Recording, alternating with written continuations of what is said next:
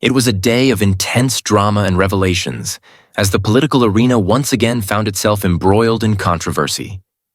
Keir Starmer, the leader of the Labour Party, found himself at the center of an unexpected storm during a live appearance on the BBC. The broadcast, meant to discuss policy and the future of the Labour Party, took a shocking turn when Diane Abbott, a veteran Labour MP, publicly confronted Starmer with allegations that left the audience and viewers across the nation stunned.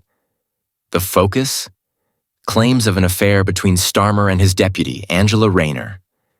This wasn't just political theater. It was a moment of reckoning that would leave an indelible mark on the party and its leadership. Diane Abbott, known for her sharp wit and unyielding commitment to her principles, didn't hold back.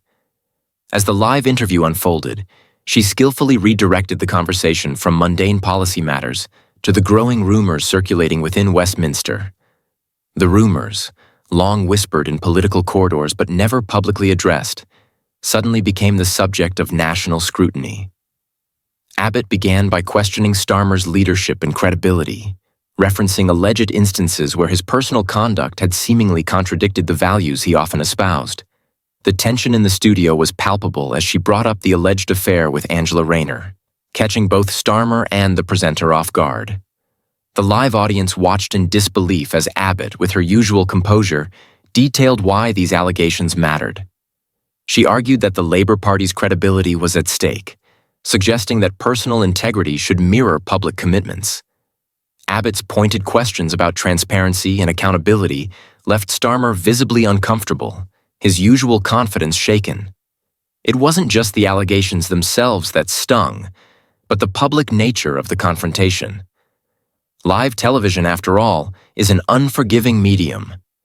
Every pause, every stumble, and every flicker of emotion was captured and broadcasted to millions. Starmer attempted to regain control of the narrative, dismissing the claims as baseless and an attempt to divert attention from Labour's policy agenda. But his response seemed rehearsed, lacking the sincerity needed to counter Abbott's pointed criticisms. He emphasized the importance of unity within the party, framing Abbott's comments as an unnecessary distraction at a time when the party needed to focus on its electoral goals. However, his attempt to shift the narrative only seemed to embolden Abbott, who countered by highlighting the importance of addressing internal issues before presenting a united front to the public. Her argument was clear. How could the Labour Party claim to represent honesty and fairness when its leadership was mired in unresolved allegations? The exchange quickly became the talk of the nation. Social media platforms erupted with reactions, with hashtags like #Starmer Humiliated and Labour leadership trending within minutes. Memes, clips, and commentary flooded Twitter, TikTok, and Instagram. While Starmer's supporters defended him, accusing Abbott of sabotaging the party's unity, many others applauded her bravery. For them, Abbott's actions represented a much-needed challenge to the status quo, a refusal to let leadership go unchecked. Rayner's name, inevitably, was dragged into the fray. Rayner, who has been a prominent figure in Labour politics, found herself under intense scrutiny. While she didn't appear on the show, her presence was felt throughout the broadcast as Abbott's pointed remarks cast a shadow over her political career. Critics questioned whether the allegations, if true, would affect her ability to continue as deputy leader. Others debated whether the scrutiny was fair or another example of the disproportionate pressure placed on women in politics. Rayner's silence on the matter only fueled speculation, with some interpreting it as a strategic move and others as an admission of guilt. The BBC itself faced criticism for its handling of the interview. Some viewers accused the broadcaster of failing to maintain neutrality, suggesting that the presenter should have stepped in to steer the conversation back to policy. Others praised the program for allowing an unfiltered and candid exchange, arguing that moments like these revealed the true dynamics within political leadership. For better or worse, the broadcast became a defining moment for the Labour Party, exposing deep divisions and raising questions about its future. In the days that followed, the fallout was immense. Starmer's leadership came under renewed scrutiny, with calls for him to address the allegations head-on rather than dismiss them as distractions. His detractors argued that his response, or lack thereof, reflected a broader pattern of evasion and a reluctance to engage with uncomfortable truths. Diane Abbott, meanwhile, faced mixed reactions. While her supporters hailed her as a fearless truth-teller, critics accused her of airing the party's dirty laundry in public. Some even suggested that her actions were motivated by personal grievances or a desire to undermine Starmer's leadership. Abbott, however, remained unapologetic. In subsequent interviews, she defended her decision to speak out, framing it as an act of principle rather than politics. She argued that the Labour Party could only rebuild public trust by confronting its internal issues openly and honestly.